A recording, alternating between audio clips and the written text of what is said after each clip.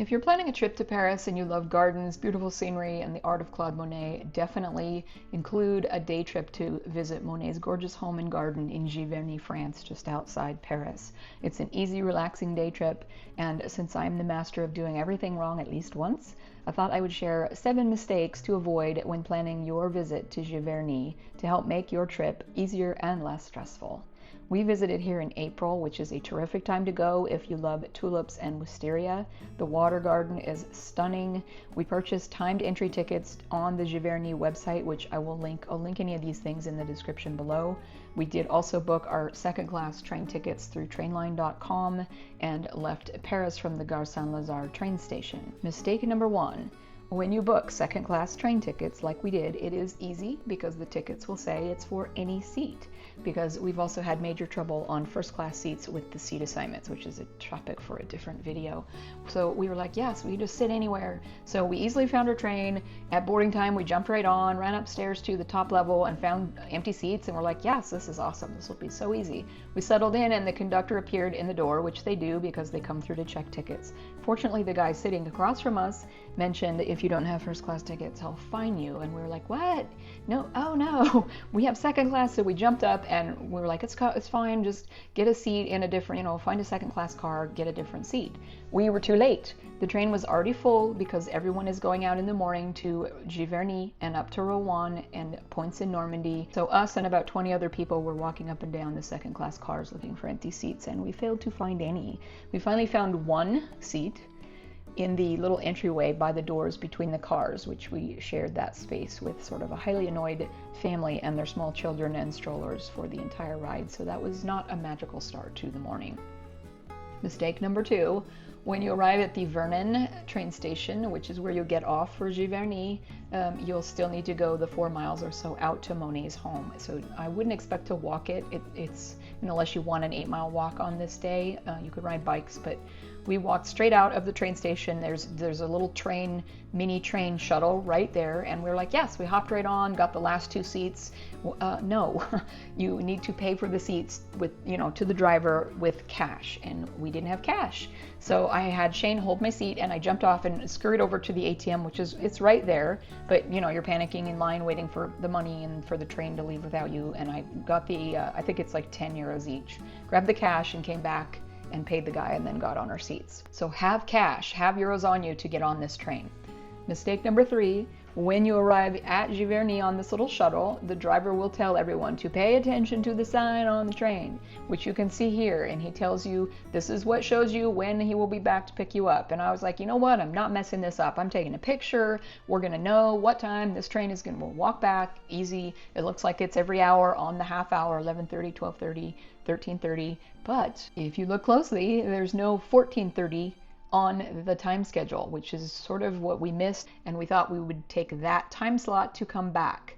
I'm not sure why they skipped that hour, but do not finish your walkabout and lunch at Giverny and then walk all the way back to the shuttle only to find that you have an hour to kill sitting on a bench there waiting for this train to come back. And we did meet some really nice American travelers who made the same mistake, and we sat and visited while we waited for the train. But in an hour we'd already seen the village and we didn't want to walk back up. So pay attention to the sign. Mistake number 4, I would highly recommend, do not assume you can buy a ticket when you arrive, depending on what time you get there. On our way out, leaving the garden, the line was still very long for people waiting to get in the afternoon, and people were beginning to be told that there were maybe not going to be any more timed entry tickets available. So plan ahead. This would be a long way to come to miss getting in because of the timing. In fact, we buy any tickets we can that you can get a timed entry or buy tickets ahead. I always do, just to take that off the table. Mistake number 5 regarding tickets and timed entries. When you walk from the shuttle up to the garden, you walk straight on up the little village and you turn right here, and we just followed all the people because there's not a ton of signs, and we're like, well, we'll just go, this looks like everyone's going this way. So we did, and we randomly joined up in this big line, and we stood here for what seemed like a long time before we kind of started wondering, like, is this the line for people waiting to buy a ticket because we already have a ticket? And there wasn't anyone really walking up and down the line to ask this question to, but a lot of people were out, wondering this out loud, like, are we in the right line, or can we just get in somewhere? So we took our chances and just left the line and walked back down the lane and kind of, what are we doing? And if you, when you're coming up the lane, watch for this little alley and this tiny sign right here. If you zoom in, walk up to this sign on this tiny alley, this is what you need. If you have a timed entry, you can see it says right here, pass entry, entry with pass. And you go down this little alley and get in through the secret portal and you're right in the garden. So do not go waste your time standing in that big line. Mistake number 6, if you're planning to come midday, watch for lunch hours, because cafes, a lot of touristy cafes will stay open all day like they do in the States or what you're used to, but in France, many places are only open from noon to 2. And if you're wandering around and then you think, hey, it's 2:15, I'm hungry, let's grab a bite, you might be disappointed because they may not let you in or they might be closed altogether. So lots of touristy places will still be open, but we have definitely run into this in a lot of places. You won't get lunch if you go after 2. And I did not see anywhere at Giverny to have a picnic. Chime in if you know if that's a thing. I don't think so, but there may be a place or a little park in the village itself where you could sit and eat. Let us know if you've done that so that people can know if you can bring a picnic. And if you were, I would say if you're wanting to do a picnic, don't try to get it in Vernon. Unless you plan your morning to spend time in Vernon and then get out to Giverny. But the way we did this, the shuttle was right at the train station and we just went straight out to Monet's property and there wasn't time to buy a picnic there. So if you're doing it, I would maybe bring a picnic all the way from Paris, but then you're carrying it with you and through your whole walkabout. So plan that accordingly, but I don't think there's anywhere to have a picnic on the grounds. Mistake number 7, and this is just a general mistake to not, don't expect that you're going to be at this place alone. The whole world wants to see this garden, and it feels like the whole world is pretty much going to be there almost any time that you visit. I bet in the winter, maybe not, but plan to be enthralled by the beauty of the gardens here, and the pond is amazing, but you will not be here wandering around by yourself. You can see how many people we were dealing with even in April here, and at lunch, it was at lunchtime, so this seems like it should have been maybe a little quieter.